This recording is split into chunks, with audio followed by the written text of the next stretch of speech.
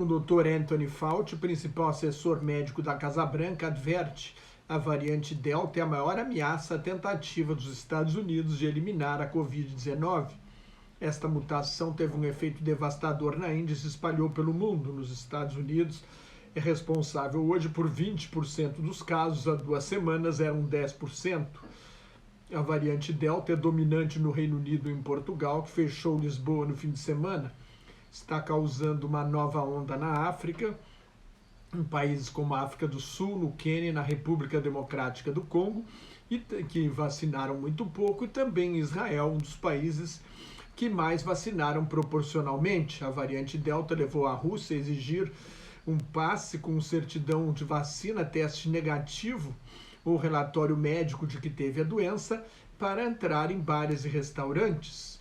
E já chegou ao Brasil, onde a taxa de transmissão do vírus subiu para 1,13, o que significa que cada 100 contaminados infectam em média 113 pessoas. O que indica descontrole da doença. Na semana passada, a taxa de transmissão estava em 1,07, na anterior em 0,93. O contágio estava recuando e agora está aumentando, enquanto a Itália, o primeiro país do Ocidente duramente atingido pela pandemia, vai dispensar o uso de máscaras em lugares públicos a partir de segunda-feira. 6 capitais brasileiras suspenderam a vacinação em primeira dose por falta de vacinas. Nos Estados Unidos, a vacinação está adiantada e aberta a todos a partir de 12 anos, mas o ritmo caiu porque muita gente não quer se vacinar, especialmente os jovens adultos. Hoje, uma das faixas de idade mais atingidas pela doença. Os que pegam e transmitem, os que estão pegando e transmitindo porque não respeitam as normas de segurança. Só 38% dos americanos de 18 a 29 anos se vacinaram. 66% dos americanos adultos de mais de 18 anos tomaram a primeira dose, mas é preciso chegar a 70% plenamente imunizados para garantir a imunidade coletiva. Até lá será necessário manter as medidas de proteção e ficar atento às novas variantes. Na hora de fazer festa, nem de se meter em aglomerações. O Brasil nunca teve e ainda não tem uma estratégia nacional de combate ao vírus. Testa pouco, não rastreia nem isola os infectados, deixa o vírus correr solto e não tem uma campanha de comunicação social consistente que dê uma orientação clara à população, como admitiu o vice-presidente general Hamilton Mourão. A politização da pandemia minou o trabalho científico e de coordenação nacional necessário à guerra contra o coronavírus. Nesta terça-feira, ao depor na Comissão Parlamentar de Inquérito do Senado sobre a pandemia, o deputado federal gaúcho Osmar Terra fez pelo menos 13 declarações mentirosas, de acordo com o levantamento do jornal O Globo. Osmar Terra negou que houvesse um gabinete paralelo para assessorar o presidente Bolsonaro na pandemia, negou ter defendido a chamada imunidade de rebanho, quando a maioria da população pega o vírus e assim o vírus fica sem muita gente para contaminar e reduz a circulação. Desde o início, o deputado foi contra o isolamento social e a vacinação. Previu várias vezes o fim da pandemia, que haveria no máximo 2.000 mortes menos do que na epidemia da gripe causada pelo vírus H1N1. E também dizia que a imunidade de rebanho acabaria com a pandemia antes da vacina. Osmar Terra inflou o número de mortes na Argentina de 90 mil, dado real. Ele falou em 420 mil, alegou que nenhum lockdown conseguiu controlar nada, como se a Europa não tivesse conseguido, com o confinamento, controlar a segunda onda que começou no fim do ano passado. As medidas não foram ainda totalmente suspensas na França e no Reino Unido, entre outros países. Osmar Terra mentiu ao dizer que em junho do ano passado não havia ninguém com Covid em postos de saúde e nos hospitais do Rio de Janeiro.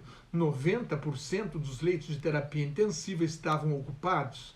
Ao contrário do que afirmou o deputado, o Brasil não é o país que ficou mais tempo com as escolas fechadas. Está em 16º lugar no ranking das Nações Unidas.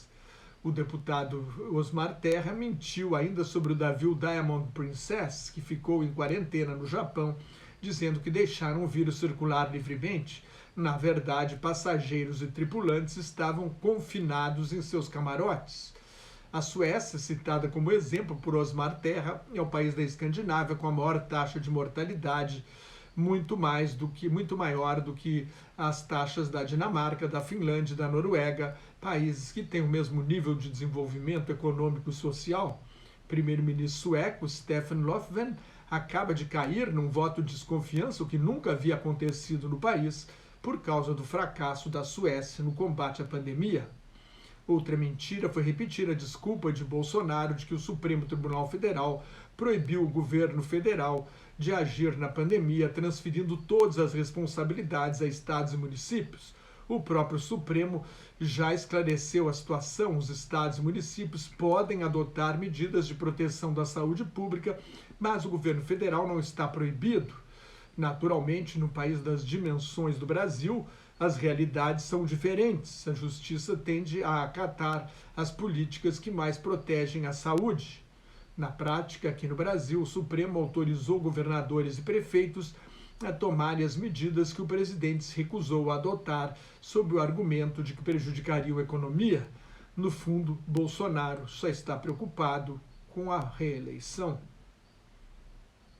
A CPI também revela suspeitas de corrupção, faturamento da EMS com a hidroxicloroquina, medicamento considerado inútil no combate à Covid-19, aumentou 8 vezes, e o da Apsen em 30%, ambos são de empresários que apoiam Bolsonaro.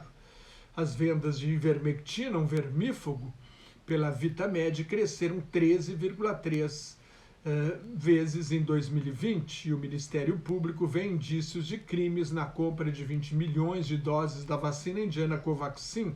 O governo pagou mais caro pela vacina indiana, 10 vezes mais, uma vacina cuja eficácia só foi anunciada dias atrás, e houve grande benefício no negócio para a empresa Precisa, que intermediou a transação durante a gestão do general Eduardo Pazuello no Ministério da Saúde. Bolsonaro chegou a telefonar para o primeiro-ministro indiano Narendra Modi e, repito, o preço pago foi 10 vezes maior do que anunciado 6 meses antes pelo fabricante.